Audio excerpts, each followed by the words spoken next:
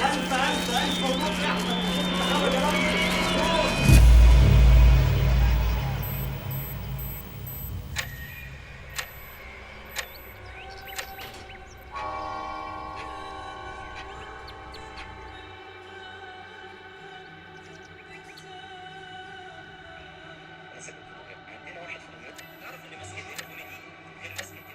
ايه يا استاذ محمد؟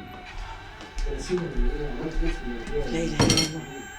شوف كده كمان شويه بقى يعني كده غبنا احنا قوي.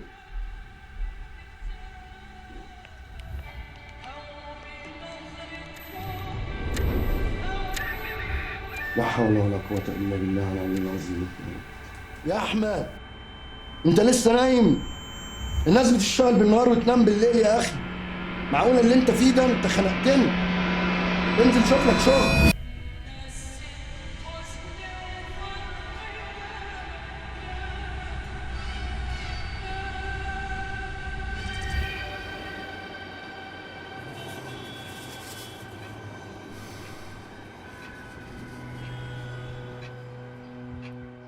الو يا مروان، ايه الاخبار؟ بقول لك إيه، انت كنت قايل لي على شغل كده، لسه موجود؟ الو انا احمد، كان في رقم بتاع الاعلان فبكلم حضرتك. اتفضل. اسمك؟ يا احمد مساء الخير. مع حضرتك المندوب احمد. السن؟ 26 سنه. ممكن بس اراجع بعض البيانات مع حضرتك؟ كنت عملت انترفيو الاسبوع اللي فات. المؤهل عالي؟ كليه التجاره. حضرتك قلت لي هتكلميني. مساء الخير. عندك اي خبرات قبل كده؟ معقول اللي انت فيه ده؟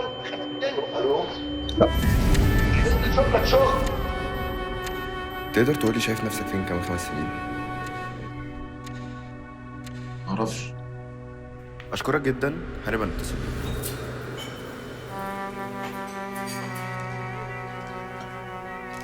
بقول لك ايه يا احمد، انت كبرت واحنا مش قاعدين لك كتير. بنت خالتك من توبك وهتعيش باللي موجود.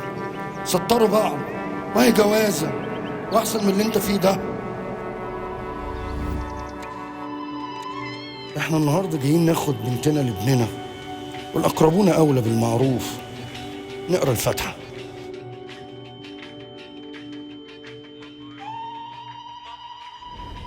بقول لك ايه يا اسطى، لو في حاجه اللي هي يعني مثلا اشتغل شيفت بالليل، حاجه بس تسند كده.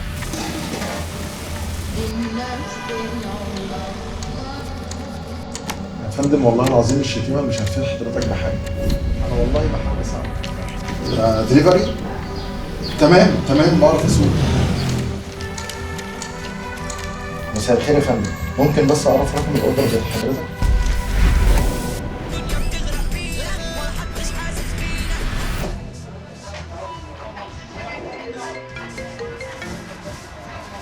الو.